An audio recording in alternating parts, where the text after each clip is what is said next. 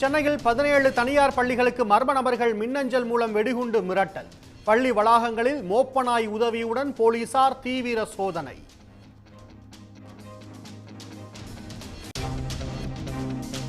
தமிழ்நாட்டு மக்களின் பிரச்சனைகளை ஒன்றிய பாஜக அரசு கேட்பதில்லை.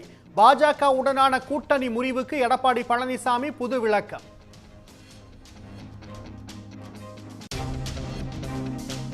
டெல்லியில் ஒன்றிய அரசை கண்டித்து திமுக எம்பிக்கள் கருஞ்சட்டை அணிந்து ஆர்ப்பாட்டம்.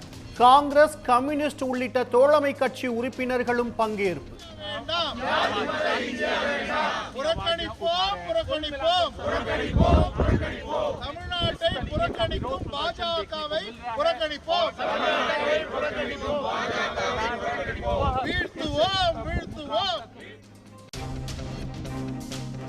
ஒன்றிய அரசை கண்டித்து கேரள முதலமைச்சர் பினராயி விஜயன் தலைமையில் டெல்லியில் போராட்டம். தமிழ்நாடு சார்பில் அமைச்சர் பிடிஆர் பழனிவேல் தியாகராஜன் பங்கெடுப்பு.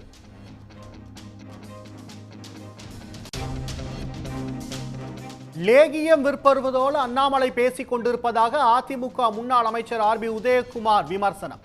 பதிலடி கொடுத்தால் தாங்க முடியாமல் ஓடும் நிலைமை ஏற்படும் எனவும் எச்சரிக்கை.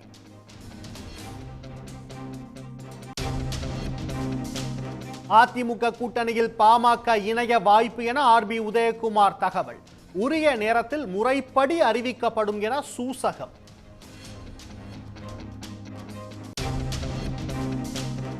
பாஜக அரசின் 10 ஆண்டு கால பொருளாதார சீர்குலைவுகள் குறித்து காங்கிரஸ் கட்சி கருப்பு அறிக்கை.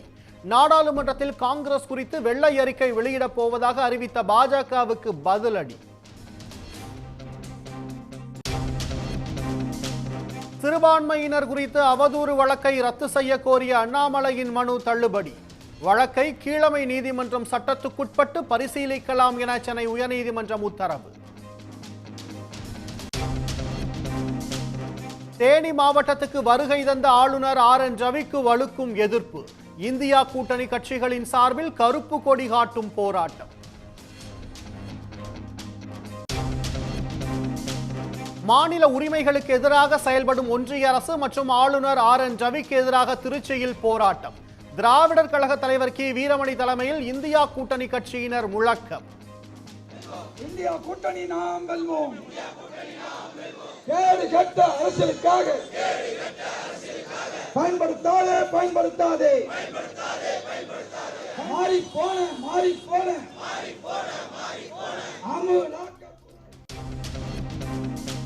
ராமேஸ்வரம் மீனவர்கள் 19 பேர் சிறை விடுப்பு. எல்லை தாண்டி வந்ததாக கூறி இலங்கை கடற்படை நடவடிக்கை. ராமேஸ்வரம் மீனவர்கள் 19 பேர் கைது செய்யப்பட்டதற்கு பாமக நிறுவனர் ராமதாஸ் கண்டனம்.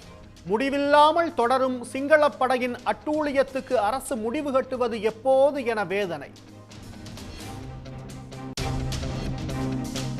ஒன்றிய அரசு நிதி பகிர்வை மக்களுக்கு எடுத்துரைக்கும் வகையில் அல்வா கொடுத்து போராட்டம். சென்னை மற்றும் நெல்லையில் திரளான திமுகவினர் பங்கெடுப்பு.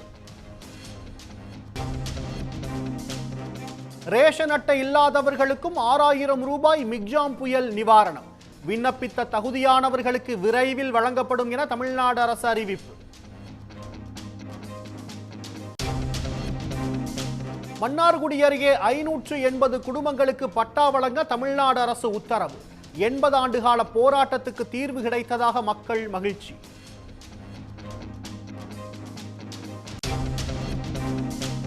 நாளை தை அமாவாசையை முன்னிட்டு தோவாளை மலர் சந்தையில் பூக்கள் விலை கடும் உயர்வு.